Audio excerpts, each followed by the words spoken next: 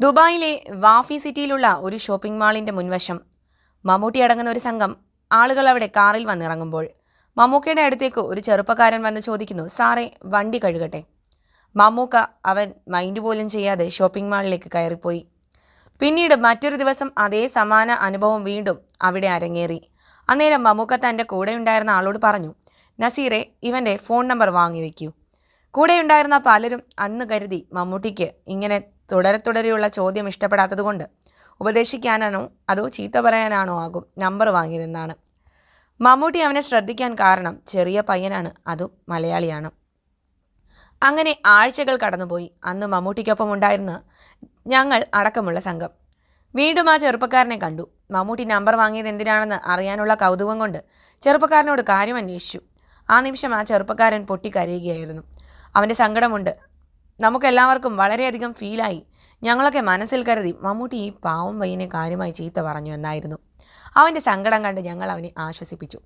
അവൻ ഞങ്ങളെ നോക്കിയിട്ട് കണ്ണ് നിറഞ്ഞു പറഞ്ഞു, എന്നെ മമ്മൂക്ക ചീത്തയൊന്നും പറഞ്ഞില്ല. എൻ്റെ മമ്മൂക്ക വിളിച്ചിട്ട് ചോദിച്ചു, നിൻ്റെ പേരെന്താണ്, നിനക്ക് എന്താണ് യഥാർത്ഥ പണി?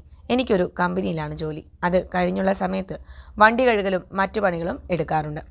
ഇത് കേട്ട് മമ്മൂട്ടി, നിനക്ക് എന്തിനാണ് രണ്ട് പണിയൊക്കെ, ഒരു പണിയെടുത്താൽ പോരെ?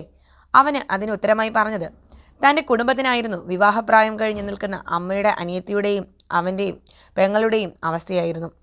ഇത് കേട്ട മമ്മൂട്ടിക്ക് സഹതാപമൊന്നും തോന്നിയില്ല. പരുക്കൻ ശബ്ദത്തിൽ ചോദിച്ചു, നിൻ്റെ നാട്ടിലെ അഡ്രസ്സ് പറഞ്ഞിട്ട്?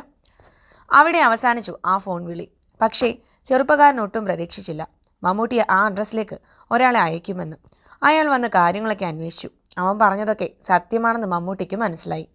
അപ്പോൾ തന്നെ മമ്മൂക്ക ഈ വിവരം ഇന്നസെൻറ്റിനെ അറിയിച്ചു. ഇങ്ങനെ ഒരു സംഭവമുണ്ട്, അവൻ്റെ പെങ്ങളുടെയും അമ്മയുടെ അനിയത്തിയുടെയും ഒക്കെ കല്യാണം ഗംഭീരമായി നടത്തണം. പണം ഞാൻ തരാം, നിങ്ങളുടെ നേതൃത്വത്തിൽ നടത്തിയാൽ മതി. ശേഷം നടന്നത് ആ രണ്ടു പേരുടെയും വിവാഹം ഇന്നസെൻ്റ് സാന്നിധ്യത്തിൽ മമ്മൂക്കയുടെ ചിലവിൽ നടക്കുകയായിരുന്നു. എന്നാൽ അവിടെ ഫ്ലെക്സ് അടിക്കാനോ കല്യാണത്തിന് മമ്മൂട്ടി വരികയോ മാധ്യമങ്ങളെ അറിയിക്കുകയോ ഒന്നും ചെയ്തിട്ടില്ല. മമ്മൂട്ടി വന്നാൽ എല്ലാവരും അറിയും. അതുകൊണ്ട് തന്നെ മമ്മൂട്ടി ആ ഭാഗത്തേക്ക് വന്നില്ല. എല്ലാം ഇന്നസെൻറ്റിനെ ഏൽപ്പിക്കുകയായിരുന്നു. ഇതുപോലെ എത്രയെത്ര കാര്യങ്ങൾ നാം അറിയാതെ മമ്മൂട്ടി ചെയ്യുന്നു. ഇതുപോലുള്ള സഹായങ്ങളൊന്നും ആരും അറിയുന്നില്ല.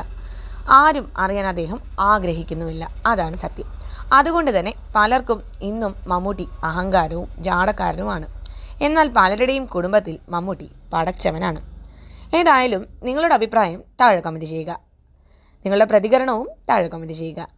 കൂടുതൽ വാർത്തകൾ ആദ്യമേ അറിയുവാനായി ചാനലൊന്ന് സബ്സ്ക്രൈബ് കൂടി ചെയ്യുക. നന്ദി.